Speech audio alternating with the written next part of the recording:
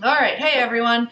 Hopefully you watched our video on yeast and you liked it and you have started making your own starter. And if you have a starter that is ready to go, that means it floats in water, then we're going to show you what you do with it in order to make bread. I've got my trusty chef's cap on that Mike gave me for Christmas one year, and I've also got my trusty sidekick Cannon here who's going to help us while we make bread.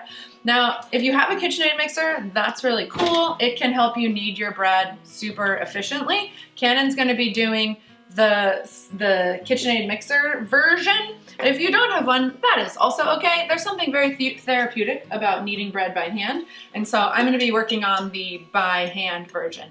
Again, showing you how I minimize dishes, because to me, the less dishes with bread goop in it, the better.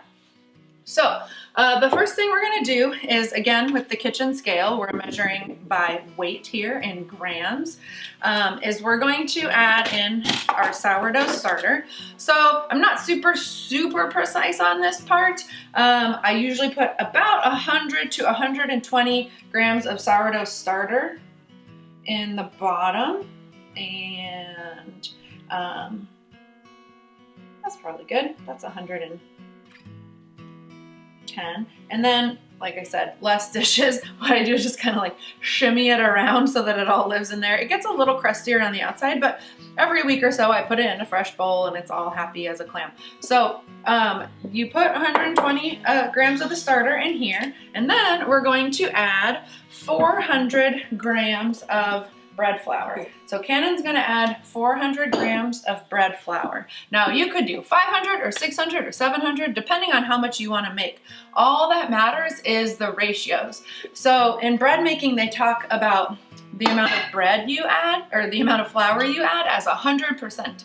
And then the amount of liquid that you add is a certain percent of that. So if you are making a 50% hydration loaf, which is what we're doing, you're going to have 100% flour and then about half that in weight of liquid, water, maybe you add honey, molasses, all things like that.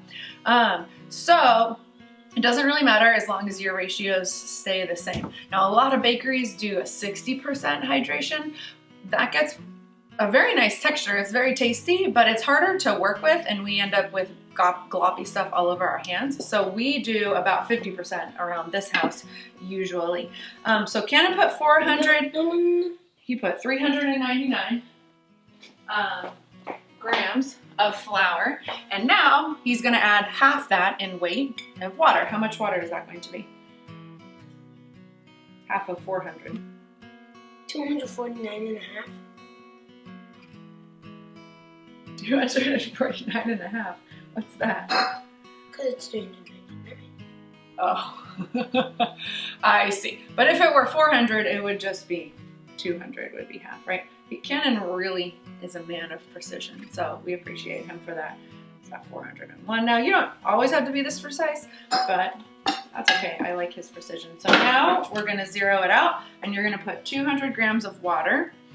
And I'm actually gonna start adding the same amount of things to my bowl here so we can be making them concurrently. 173, 170. We gotta get all the way to 200. I'm gonna dump more of this starter in here. Oh, that's okay, remember? We don't have to be super precise. He got to 215. So I put some more starter in there. You have to leave a little starter in the bottom of your starter bowl so that you can feed it and have more to use tomorrow. You don't even have to leave that much. Just a couple tablespoons is fine. Okay, so he got 215. That is okay. We're gonna put that on the mixer right here. Should I have 15 more grams of? No, that's okay. It'll just be a little bit wetter of dough, but it might taste good. So he's turning it on just to moisten the flour. Before you add your salt, which is your last ingredient, you kind of want to get the flour and water and starter mixed together. It hydrates the flour better.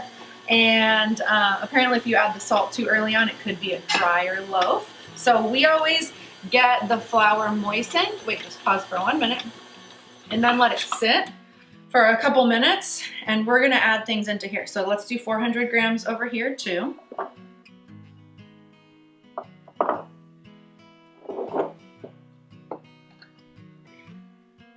And once again, we're using bread flour, this kind, Harvest bread flour from Costco, Ardent Mills. That's what we normally use. You can use all-purpose flour too. This just has a higher protein content, so it supposedly gets a stronger structure when you rise and eventually form it.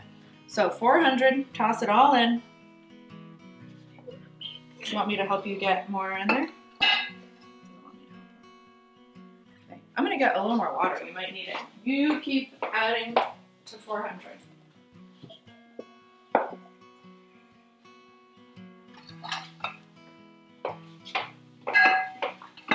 Did you get to it? We need to refill our flour jug.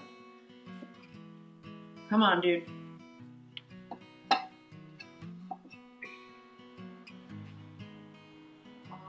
394, 396, 397, 398, 399, 400. Great. Okay, and now I'm gonna add the water just because I want to, and Make it easy. I'm gonna be as precise as I can. Okay, so, hey, 204. 206. So now -2. we've got both of these. I'm going to moisten this flour and water with my hands. I only touch the dough with my fingertips because you really don't want to get bread dough like all up in all the crevices of your hand. So just touch it with your fingertips because it's going to stick to your hand. I'm going to do that here. And then we're going to add the salt, which is the final ingredient to these.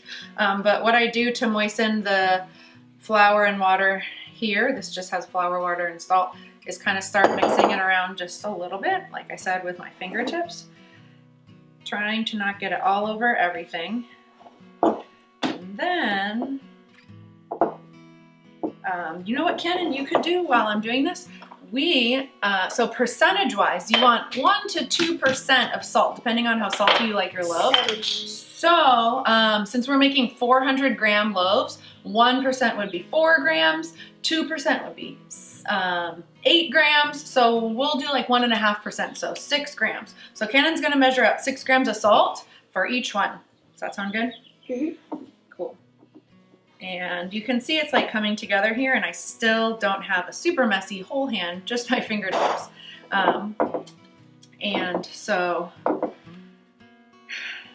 that is good. We're moistening the flour. That's weird that it still says 0, huh? You added all that salt and it still says 0. There's something awry.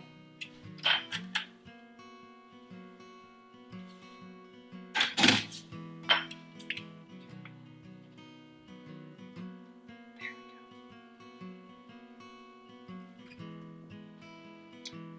I think when you add it maybe so lightly, it doesn't even register. We got 3, 4, 5, 6, 7, 8. Yikes. Okay.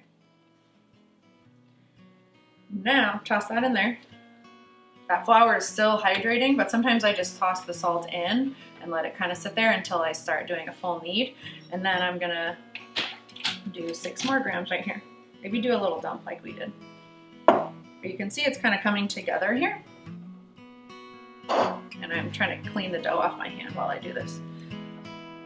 I already got 6. Nice, you got a little bit faster there. Okay, toss that in here. Okay, now you want to knead for 5 minutes. So we're gonna like speed this part up, but you're gonna turn on the mixer to 4 for 5 minutes. And I'm gonna knead this for 5 minutes, maybe a little more because my hand, I'm not as strong as the mixer.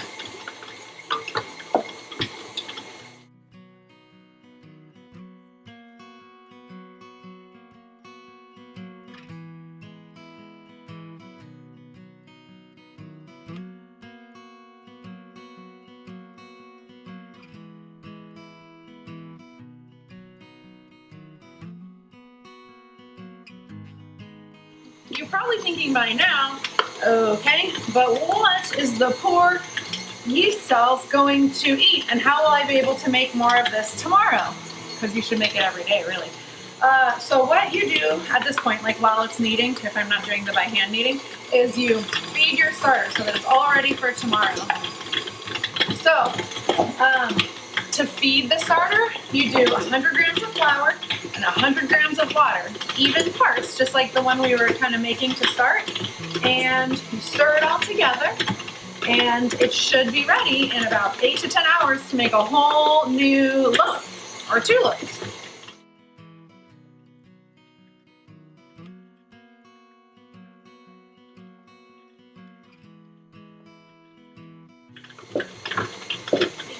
Exactly. Okay, so Cannon fed the yeast child, and now he's going to stir it together.